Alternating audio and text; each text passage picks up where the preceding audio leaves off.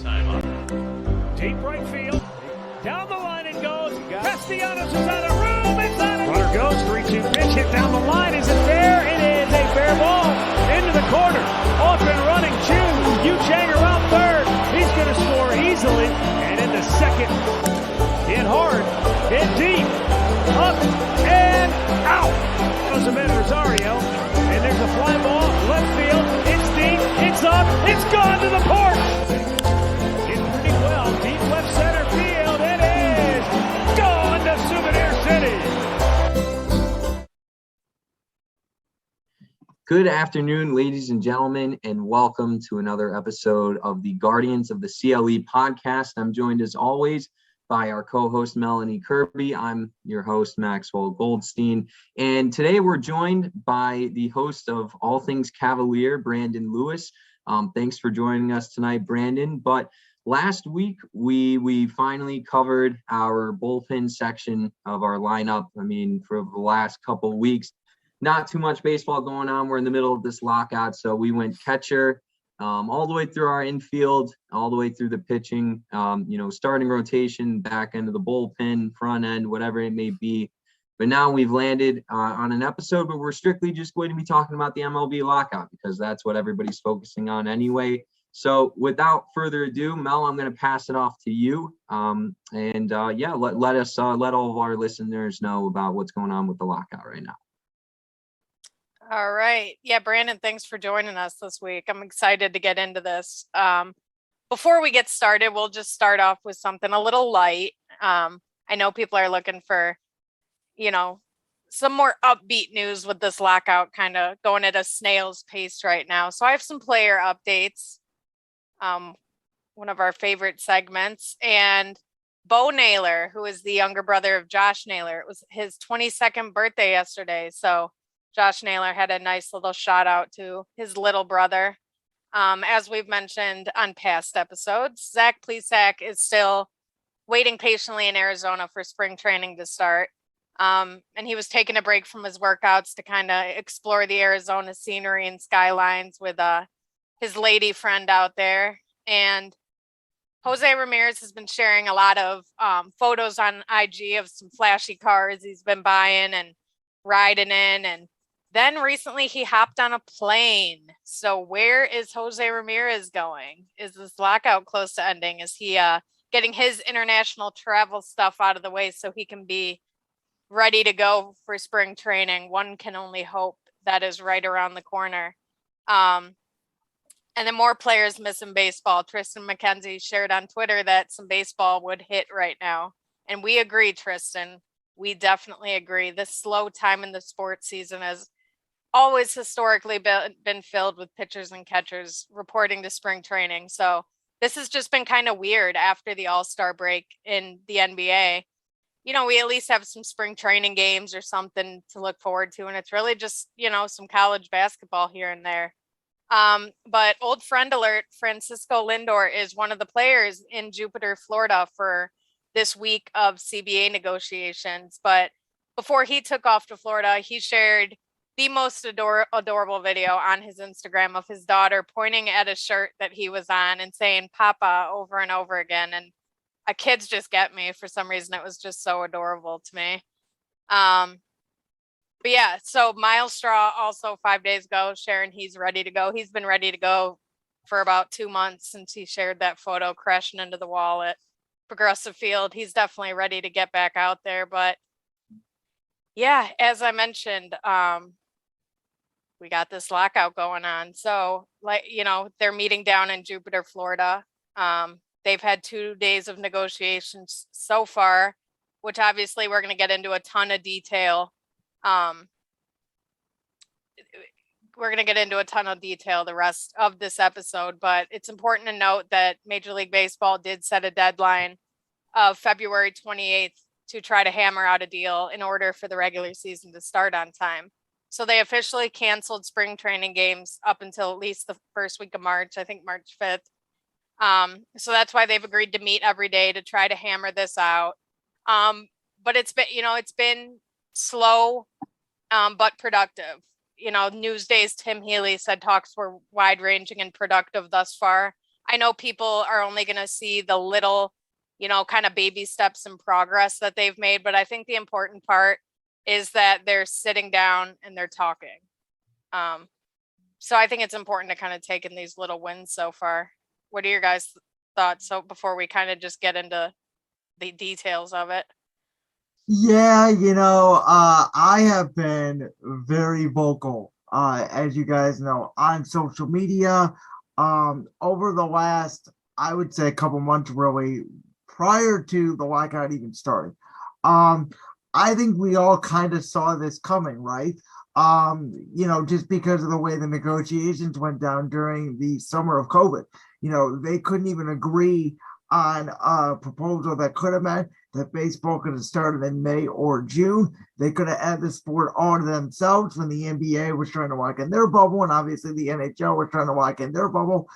That did not happen in baseball. We had a 60-game public negotiation, and it really set the tone for this lockout. And as you guys have said multiple times, it's unfortunate, especially for us as Cleveland Guardians fans, because this season and this offseason particularly was supposed to be an offseason where Chris Antonetti and Mike Chernoff take some time. And, our team has a lot of young pieces and they have to decide, who they're going to keep in the infield and the outfield and who they are potentially going to package up in trade negotiations. And they haven't been able to do that. And so here we are just kind of waiting. And it kind of feels like, both teams are throwing curveballs back at each other, and it's who wants to swing and hit the ball. Right. Yeah. I mean, I couldn't agree more. It's just been a process that, it's been a long couple of months, right? This all began, I believe, on December 2nd. So it's been a while. Looking back, the whole holiday season, some people had some time off there, but I really thought that towards the end of January, we'd be revamping, like just getting the season started on time, spring training, catchers and pitchers reporting. And it's been a big disappointment. But now, Mel just mentioned that they have a goal to hit on February 28th. My gut's kind of telling me that they're not going to hit that goal because, last time these things happened, last time there was a lockout in Major League Baseball was 1994. And that obviously had some crucial consequences. So on my end, from what I understand, the players are going to fight this until they get, within the ballpark, no pun intended, of what they want. Right now, the MLB, the owners, they're really not, giving in any, right? Their counter offers are somewhat of a joke, and it's been this way for the last couple months. So I'm really hoping that we can get the season started on time. But for me personally, I don't see it playing out that way. I'm kind of too like, it's like this blind optimist within me is still thinking this deal is going to get done, only because I think it's starting to get to the point now where both sides are kind of starting to feel that financial pressure, where it's like, okay, the whole reason that we're dragging this out and we're fighting is because of money, right? Like there's no structural changes right now. So MLB's really already won in that respect. The players have backed off of those structural changes they wanted, which was the age-based free agency, earlier eligibility for arbitration, and they backed off their revenue sharing demands. So that in itself, to me, kind of feels like a win for baseball. They didn't want any of that stuff. And the players are like, all right, fine. We wanted to see what we could do. We'll back off of that. So really it just comes down to these dollar amounts, which I'll kind of get into later on, some of the math I have worked out on this. But, I was reading a really good Tampa Bay Times article on this, and, they even made mention that any concessions the owners make in the dollar figure department at this point, that's going to be quickly made up with the expanded playoffs and increased TV money. But here's the thing. The players have told MLB, we'll only agree to this expanded playoffs if there's a full 162 game season. So they're ready to bet to take that off the table if there's a delay to the start of the regular season. And the owners are dead set on having this expanded playoffs, because think of the money that's going to bring in for each team. So the important thing to remember here is MLB locked the players out on December 2nd. It was basically the second the old CBA expired, they instituted the lockout. And it took the league 43 days from that point to submit their first proposal to MLB. When it's like, if you're the one doing the striking, the ball's in your court, submit a proposal. I think we're in this position because it took so long. And I think it's all kind of a tactic. I think that the owners didn't expect the players to hold out for this long on some of these dollar figure amounts just because of how the past CBAs have gone, where the league and the owners have very clearly won those. And after the last one, it was pretty clear a year or two into the free agency cycle, the players were like, man, we should have fought a little harder for some of these minimum salaries and the arbitration process, which is very clearly broken. So I think that's kind of thrown the owners for kind of a loop too, that the players are still fighting tooth and nail with them. So I think at this point, both sides are kind of just holding out until the last minute to get that best deal that works for their own side. But it's going to come down to the last minute. I still think it gets done this week, like at the 12th hour. But until they start talking the competitive balance tax, nothing's getting done until then. But it seems like they're saving that for last for some reason. Yeah, and I mean, unfortunately, we all know that baseball has issues that go beyond, money and dollar and cents. I mean, there's all the stuff when it comes to marketing stars. Obviously baseball's economic status is unfair, where big markets can go out and they can spend money on college free agents. And, you have teams like us that have to scrape together, pennies and nickels just to try to keep our second best player on the team together when it's free agent status comes up. And it's sad because you would think that a CBA would be a time to negotiate, and may change baseball for the better. Unfortunately, as we know, the MLBPA is one of, if not the strongest union literally in the United States, if not the world. And so it's like they're locked out right now, and it's like, well, we're fighting over money, but at the end of the day, nothing really is going to change. The image of baseball is not going to change. We're only taking off our one part of our fan base. Do we want to take off our entire fan base? We're trying to get younger viewers, but we really don't know how to do that. So, at the end of the day, it's like you're fighting. So it's like you're fighting a cloud in the sky. It's like they're punching, but no one's reaching to hit anybody because they're basically, yes, the players are fighting over because, yes, as you have said, Mel, they wanted, more of they wanted that less arbitration time. Well, as you said, they've kind of backed off of it because the players at this point are like, well, the best we're going to get is expanded playoffs, and in order to do that, we need 162 games. So it's pretty much like a fight that's going nowhere right now.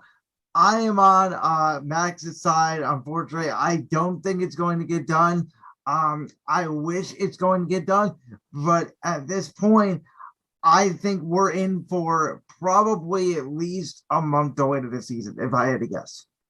And, something I just found kind of interesting, and it might not have anything to do with the progress of the negotiations right now, is that Rob Manfred, the commissioner of Major League Baseball, addressed the media for the first time during the lockout just 12 days ago. And, it seemed that from December 2nd up until mid-February, nothing was really getting done. And it seemed like it was just a slow pace. No one's really biting and no one's making that first move. And, now the commissioner comes out and addresses the media, says, hey, they're still working things out. It seemed to put a little fire under their pants for everybody involved. I think it really got real that, commissioner came out and addressed everybody and said that they're still working on this. Obviously, he's fighting his own battle as he does every single day throughout the season. But it really just got to me that once he spoke up, we started seeing results happen. Like I just said, this was less than 2 weeks ago, and we've seen the most traction thus far within these past, 1.5 weeks. So I'm very intrigued to see if he comes out with another public statement, if he has another media briefing, right?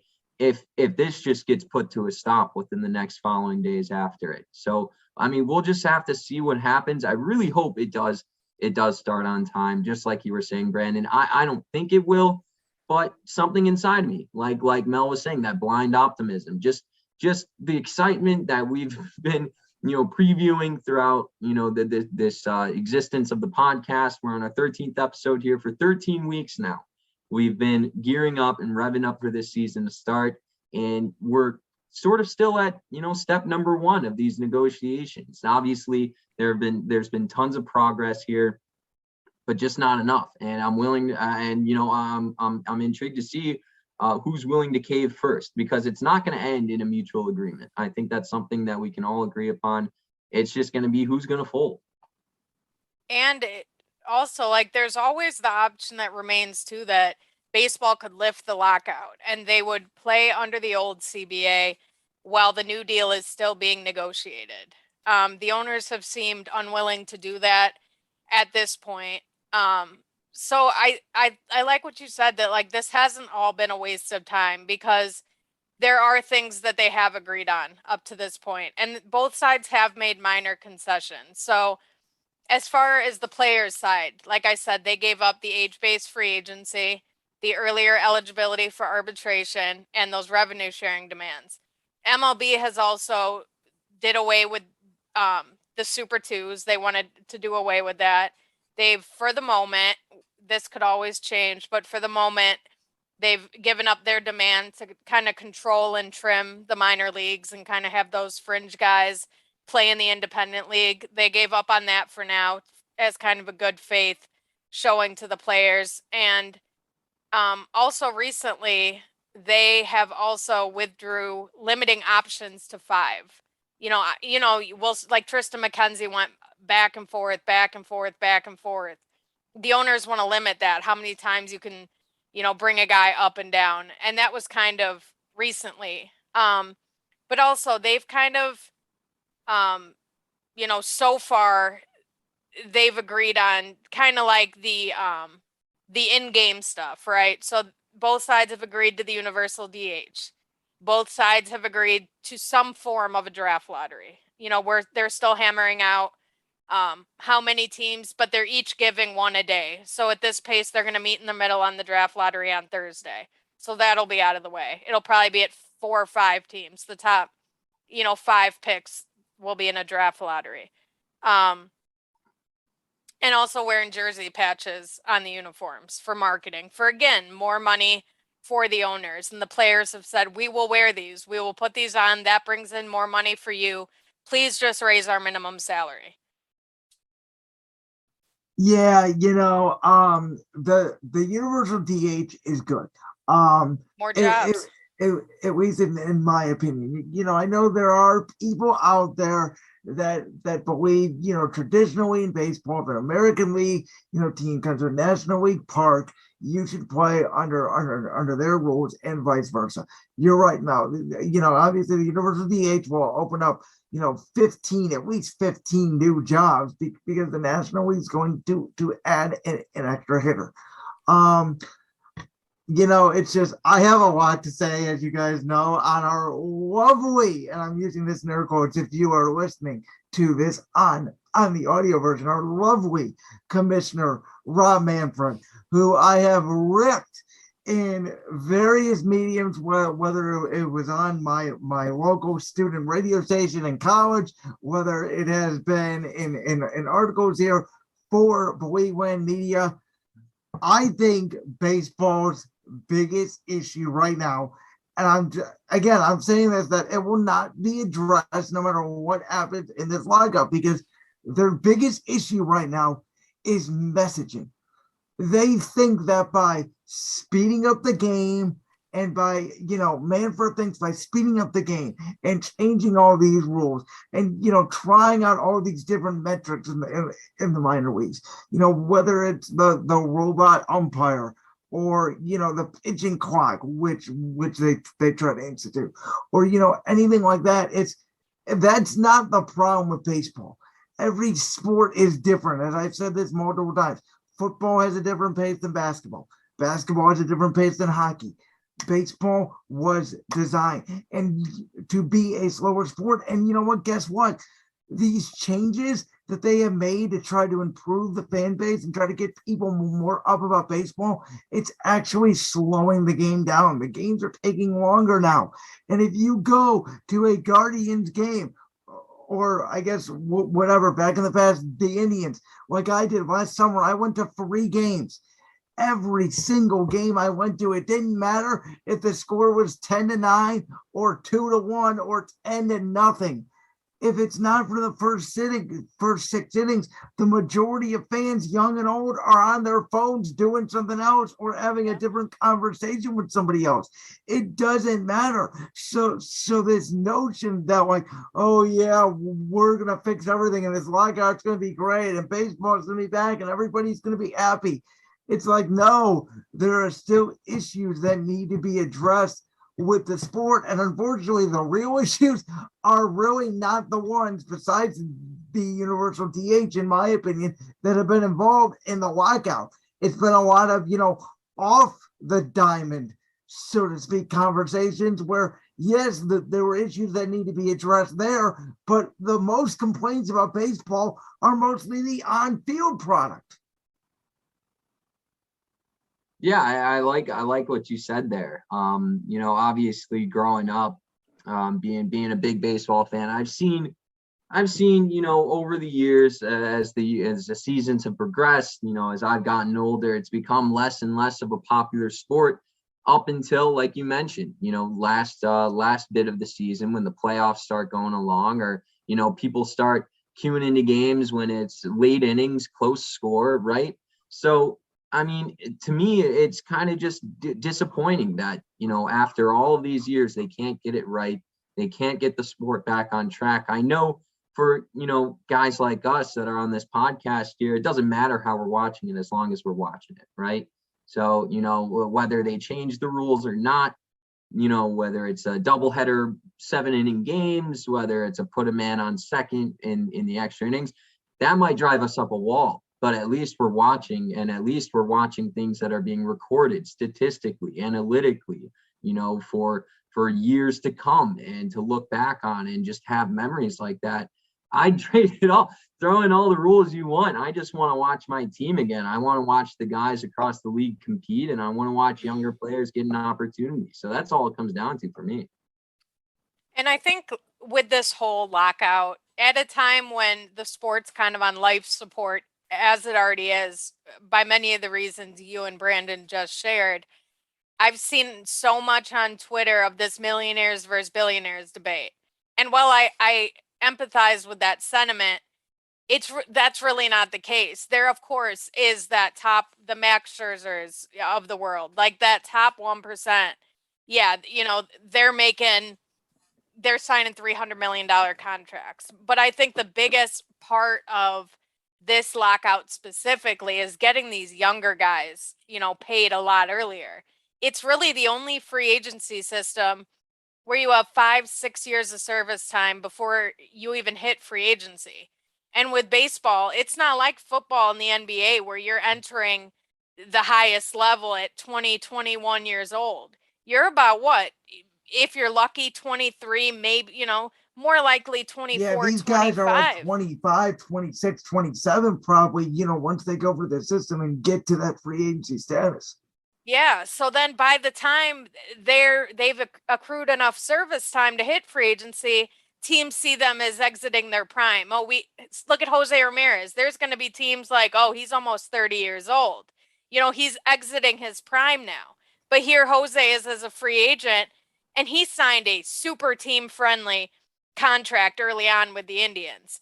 So if he's not going to get paid then, and he's not going to get paid, when, of course, Jose is probably different. He will get paid. But as it stands, and this kind of leads me right into there's 3 main remaining areas. They're kind of fighting through dollars and cents. The first one being the minimum salary. Over 62% of the players represented by the Players Association made less than $1 million. That's including Juan Soto. That's including Corbin Burns, who won the NL Cy Young. So there's this huge separation.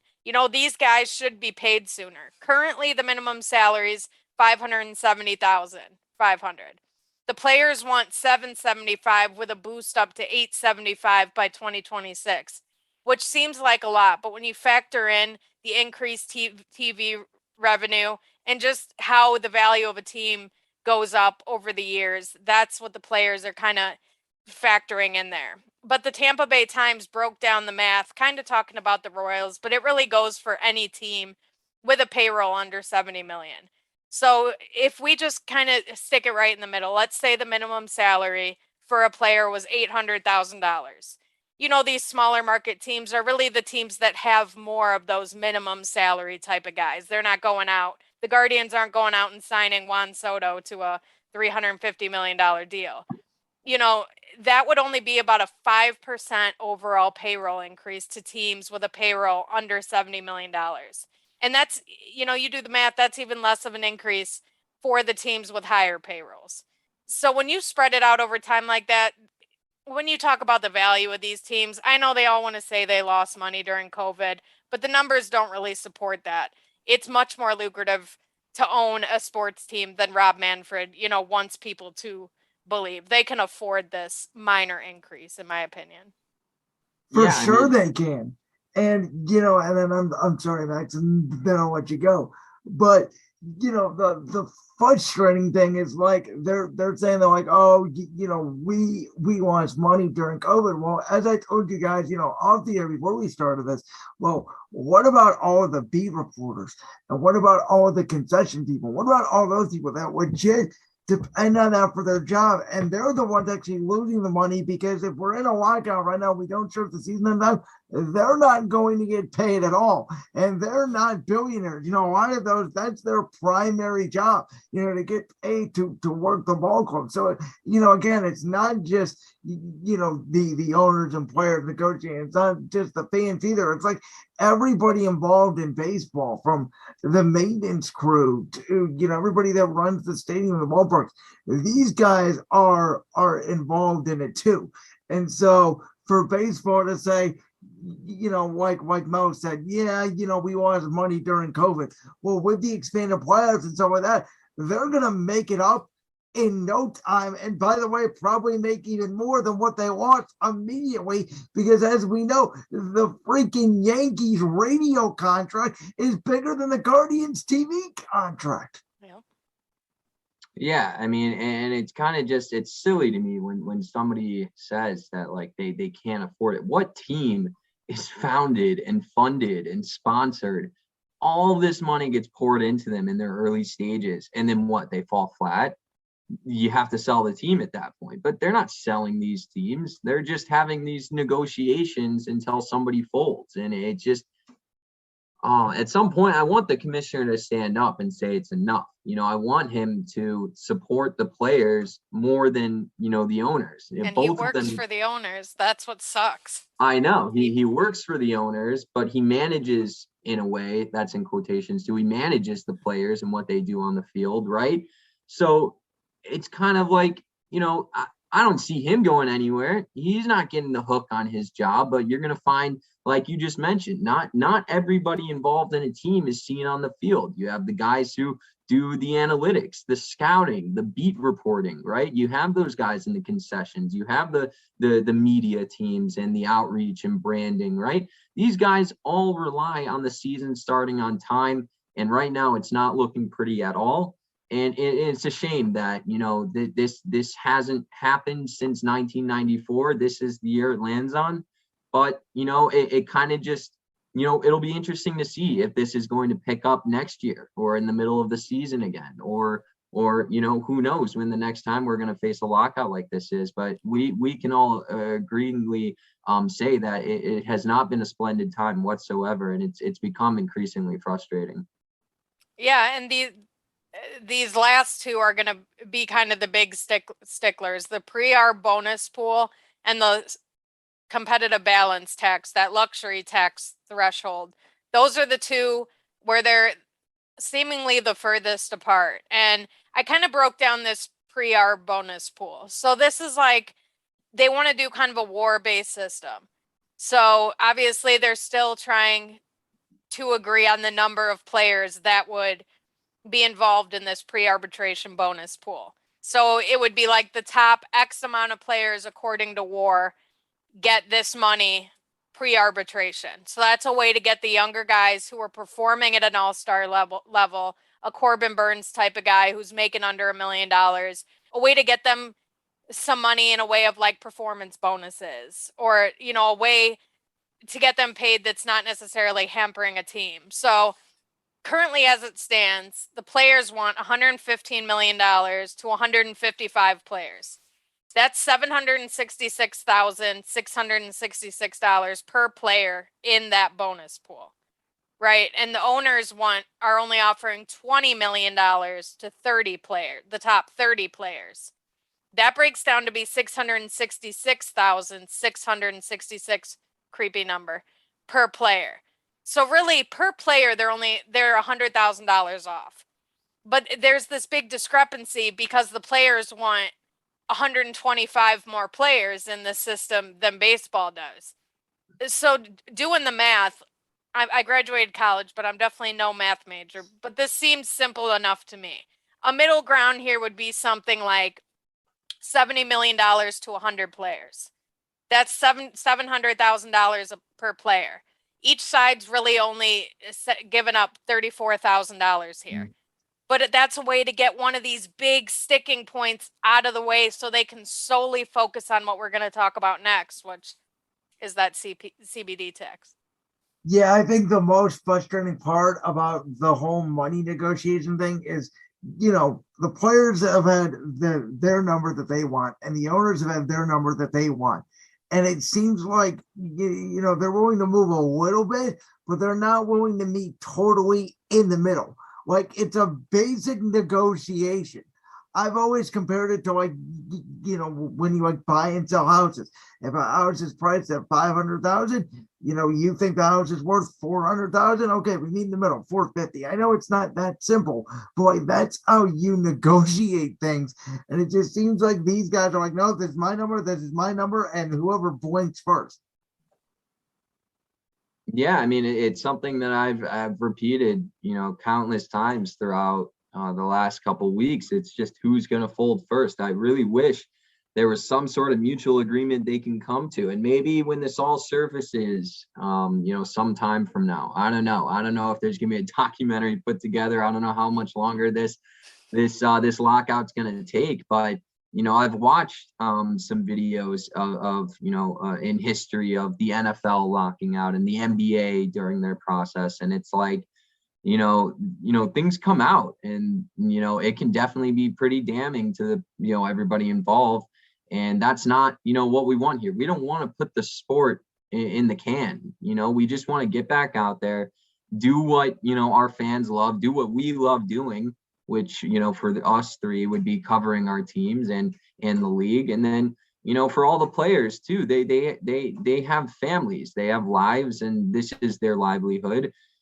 We got to, not that, for a lot of the guys in the league, they have their finances covered. They just want to play ball again. But for these minor league guys, everything that they're fighting for, it means the world to them. So, props to the MLBPA, the players union, and they're really standing for what they believe in here. And, that's a double-edged sword, because it can go on for, another couple months, another couple weeks, or it can be halted on that February 28th deadline. So we're just going to have to see how that pans out. Yeah. And this final point, which is the CBT, and so far this week in Jupiter, neither proposal submitted by either side has mentioned this competitive balance tax. Maybe it's because they're trying to hammer out these smaller details so they can solely focus on the CBT. I probably would have done it vice versa. I would have started getting the thing where most, but I think they also too were worried that if something went wrong and it got a little volatile, it could break up the meetings for the rest of the week. So I think they're trying to get the things they're a little closer on. But just kind of a brief overview for those listeners who aren't sure. So there's no salary cap in baseball, which we know that, but there is this competitive balance tax. Currently it's $210 million. If a team goes over that $210 million with their payroll, they pay a tax. Only a few teams have went over that number recently. The owners are kind of overshooting the mark here. The threat's not as great as they're making it out to be. Only 6 teams have exceeded the CBT multiple times in their history. Only 3 have done it more than twice. So they're kind of spending all this time on this issue it's really not that big of a deal. Teams, especially over the last CBA cycle, have really respected that, competitive balance tax. They're not really as willing to go into that number as they used to be. But like I said, right now it's 210 million. The players want it raised to 245 million, eventually up to 273 million. And the owners aren't really moving off of 212 to 220 right now, which just seems silly. That teams haven't shown over the last few years that they're willing to go over that. Like I said, they've respected that. And I really do think that if the owners could budge here and increase that number even to like 230, 235, I think the players would accept that. They got to make, MLB has to make concessions in either this pre-R bonus pool, the minimum salary, or this CBT. They can't expect the players to just keep moving towards them. Like Brandon said, you got to meet in the middle somewhere. Well, and as Max has mentioned multiple times, the last time that the MLB locked out was 1994. And we know fans to this day some of them still have not returned from that 1994 lockout. It did massive damage to the sport. This, in 2022, could be our version of 1994 if this lockout extends into April. If they do not have a deal done by April, which it sounds like these 3 issues that we're talking about are going to be the main sticking points, and we have each already gone through each and basically told the MLB and the MLBPA how to negotiate. Right. This should not be that hard. Now, with that being said, I think with only 6 days left, because they have been so far apart, I do not think it's realistic to get it done. But if we're sitting here and it's, the day the season's supposed to start, if it's March 29th, and we're still sitting here and they're still fighting over this, I'm praying for the day that somebody, whether it's Rob Manfred, whether it's a player, whether it's some rich owner, somebody will wake up and be like, this is enough. Because negotiating's hard, right, guys? Like sitting at a table doing this all day, it's hard. It's exhausting to just hammer out. I mean, you're talking about numbers, basically. Like, it's just like, it's like I'm back in grade school in math class. I know a lot of players probably don't like math. So it's like, you just get it done is my message, man. Yeah, I mean, agreements need to be made. Progress needs to be made. We'll just have to see how it all plays out. But yeah, I mean, for all the listeners tuning in tonight, we wanted to thank you for checking in on us. If this was any bit of value to you, I'm glad. It's been a rough off season for everybody, and for the last 12 episodes of the podcast, we've been covering the team. Now it just comes down to covering the league and how we can get back to starting that season again. But me personally, I wanted to thank everybody for listening tonight. Always be sure to follow and subscribe to Believeland Media on Twitter, Facebook. Follow us, all of our tags at Mello_91. That's for Mel Kirby there. At Maxwell G24. That's mine. Brandon, when we pass it off to you, just drop yours just to make sure. But yeah, go to www.believelandmediallc.com. We have sponsorship packages, our ratings, our reviews, and our overall views of the podcast and listens are always going up. So now would be the time right before the season hopefully begins to hop on board and get something done with us. It would be great if you guys can all just, drop a mention, drop some things you want to hear. And yeah, always a pleasure. Once again, I'll pass it off to my co-host Mel to take us away. Yeah, so just some final points here. A lot of this outstanding information we've been able to share today.